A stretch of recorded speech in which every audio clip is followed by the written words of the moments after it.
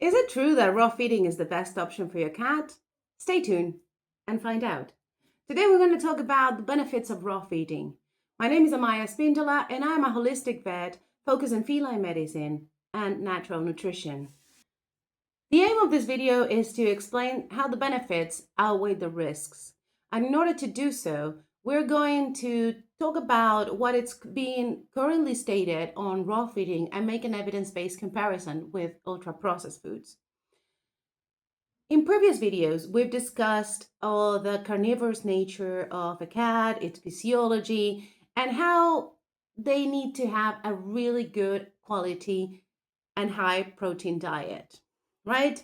And also we talked about the challenges and the myths around raw food, but there is little talk about what happens with ultra-processed foods. So we're gonna just briefly talk about this before we get into the benefits. Most of the time, raw food is framed in terms like it's risky and nutritionally imbalanced. And we need to have a comparison. We need to make a comparison in order to see how dangerous it is, because there isn't a food that is 100% safe. Okay, there's nothing completely safe in the world. There's always bacteria, there is always contamination, but there is also a really good body that it's a perfect machine that if we take care of it, it will respond to protect you. That's why we have so many barriers, and some of the barriers are actually the best benefits of raw food. How they maintain the integrity of those barriers is the benefits of raw food. Sorry for that. So when they say that it's risky and nutritionally imbalanced, they're talking about bacteria and how it can be not properly formulated for cats. And what happens is that if you make a comparison with ultra processed foods, you'll notice that for example, let's take a bag of kibble, and once you open that kibble, that it's been sterilized and completely clean from everything so it's not contaminated. But once you open the bag, the contamination can happen because it's open to air as anything else in the world. So if you leave it on the bowl for long times, or you don't wash the bowl as frequent as you would do with some natural food, then it becomes a contamination pool like anything else. Okay, so it isn't, and most people don't know how to even store properly the kibble in order to reduce that contamination. So the risk of contamination and bacteria and pathogenic bacteria is there for all foods.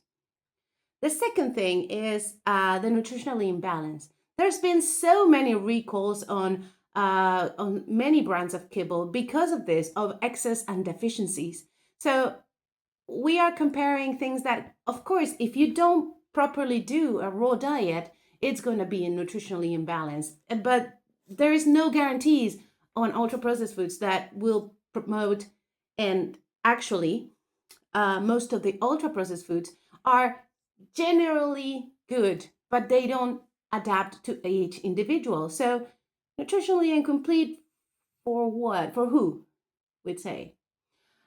The good thing about raw food is that you can adapt to the individual and make adjustments because you have the ingredients and you can properly do it. You can ask for help, you can get nutritionally assessment, and then do it properly for your cat. But on ultra processed foods, it's impossible. You don't know exactly what the animal is going to be absorbing because of all that overcooking. So be clear that there is nothing completely safe and there is a risk in both worlds. So please don't let those words be something that outweighs all the benefits that we're going to be discussing right now. So once we talked about this, let's move on to the benefits of raw food. I separated these benefits in 4 categories: digestive efficiency, metabolic and inflammation, skin and coat health, and behavior. Okay? When we look at digestibility and availability, studies show that a more natural food, such as raw or slightly cooked, can have up to 97% of digestibility and availability in the body. This means that the body recognizes good nutrients and absorbs them. This has other benefits that we're going to be discussing a little bit further ahead in this video. Kibble, on the other hand, will have up to 80%. And that's it. It's not bad, but it's not 97%.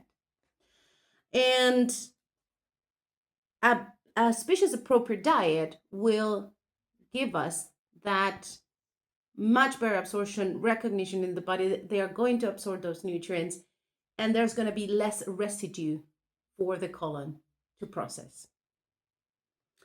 Another factor on the digestive efficiency is the gastric acidity. All carnivorous animals are prone to have a very acidic environment in their stomach, allowing or facilitating the enzymatic digestion and antibacterial effects. Moving on the digestive tract, we'll find that natural ingredients will promote a more varied microbiome. This, when I say natural ingredients, I mean mostly raw and maybe slight cooked foods. What we know so far about varied or the amount of different colonies of bacteria today is that the more varied, the better gastrointestinal resilience and immune stability. The body has like different barriers to protect us from the outside.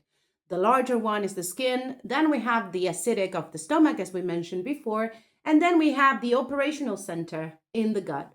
The operational center does all the immunological processes and allows and determines what food gets in and what doesn't, or how to react to certain foods that can't recognize.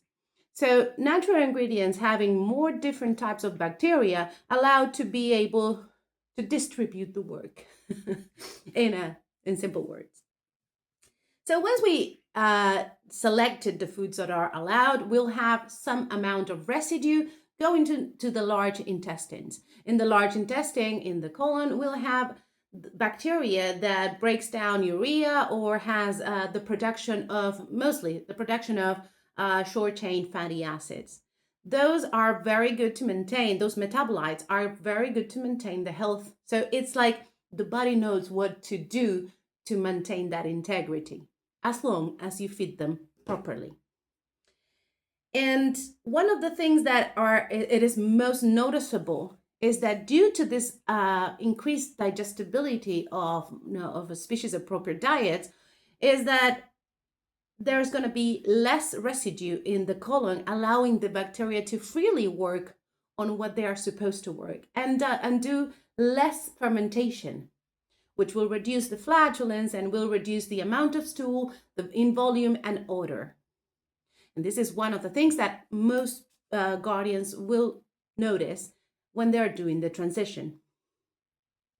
So if we go to now we're going to move on to the larger organ, which is the skin.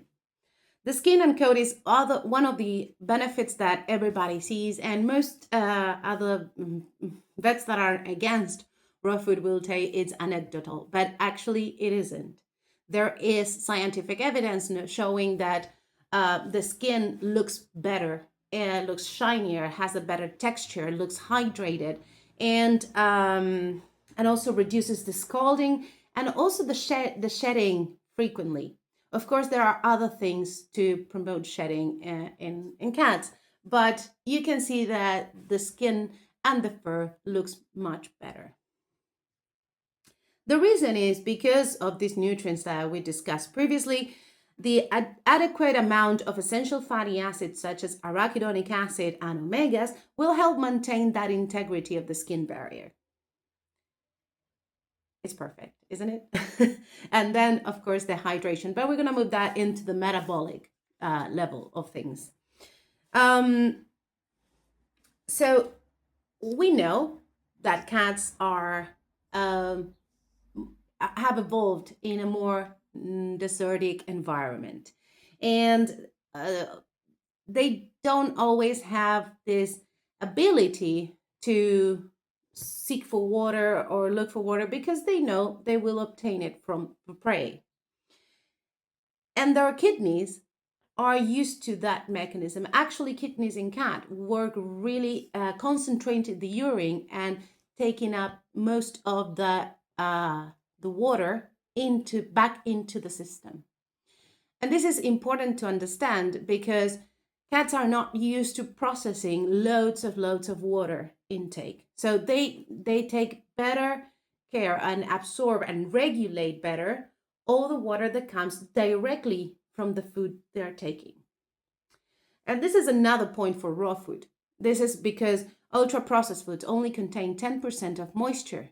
And actually, they also contain additives that will increase the water intake.